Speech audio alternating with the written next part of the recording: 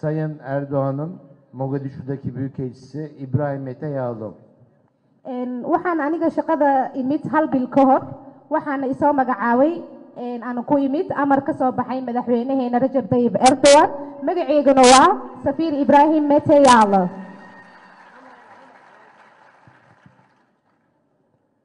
Türkiye ile Somali'nin modern tarihi 2011'de Sayın Cumhurbaşkanı'nın, Sayın Erdoğan'ın buraya ziyaretiyle başlıyor.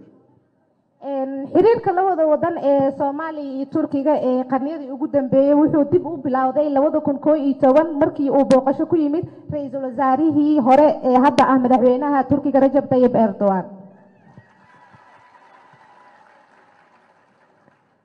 Sayın Erdoğan 2011 yılında buraya gelmeye karar verdiğinde o tarihte Somali'nin çok akıllı dostları çoktan burayı terk etmişlerdi. madaxweynaheena hadda Rajab Tayyip Erdogan oo markaas ahaa ra'iisul wasaaraha Turkiga markuu halkan imaanayay Soomaaliya dad badan oo asxaab ama saaxiib iskugu sheegi jiray mar hore ayay ka tageen dalka Soomaaliya. Hepimiz biliyoruz, Sayın Erdoğan buraya aklıyla değil, yüreğiyle, güçlü yüreğiyle ve imanıyla geldi. dhammaanteen waxaan wada ogsoonahay madaxweynaha dalka Turkiga Rajab Tayyip Erdogan markii uu wadankan uu imaanayay kumuusan imaanin caqli ama siyaabo kale wuxuu ku yimid dareen iyo galgacayl iyo iimaan. Çünkü o inanmış bir Müslüman olarak biliyordu ki Peygamber Efendimizin hadisinin söylediği gibi komşusu aç iken tok yatan bizden değildir, mümin değildir. O bunu biliyordu.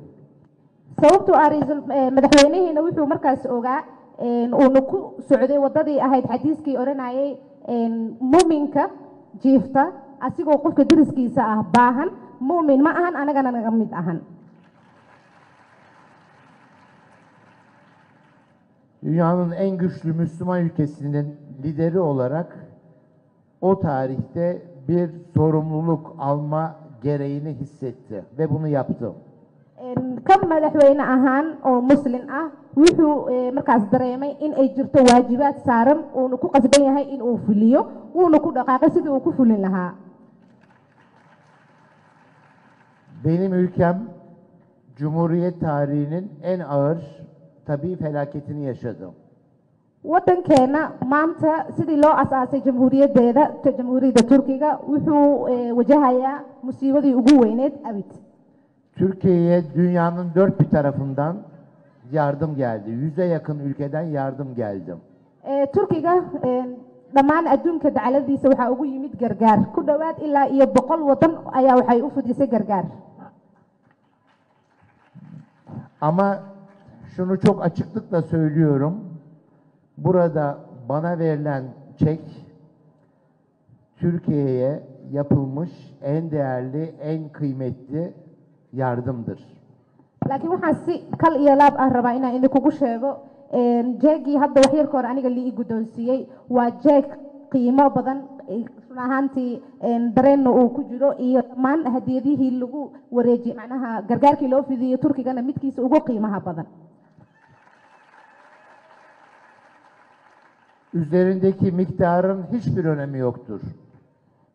Numberka ku qoran jeegaas wax muhiim oo ku fadhiya haba yaraatee ma jirto. Çünkü nasıl Cumhurbaşkanım Sayın Erdoğan 2011 yılında buraya yüreğiyle geldiyse sababtoo ah sidii uu madaxweynaheena 2011 dareen ku dheehan galgacayl uu ugu yimid dalkan. Burada bana verilen çek de sizin yüreklerinizden kopan bir çektir. Onu öyle kabul ediyorum. jeegii aniga wax yar ka hor halkan la igu siiyana waa sidoo kaleeto jeeg ka yimid adinka qalbigiina layguna dhiibay sidii uu madaxweynaheena uu ku imaado dalkan oo kale.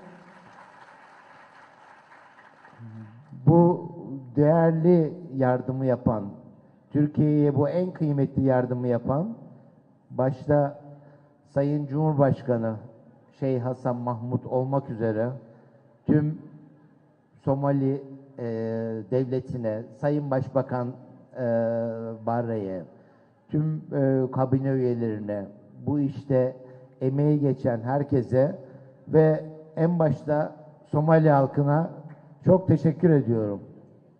dhammaan adeega gargaarka la fidinayay dadkii ugu horeeyay madaxweynaha jamhuuriyadda federaalk soomaaliya mudane xasan sheekh maxamuud xukuumadda baarlamaanka sidoo kaleeto shacabka soomaaliyeed guud ahaan kulligiina aad iyo aad ayaan kaga mahad celinaynaa.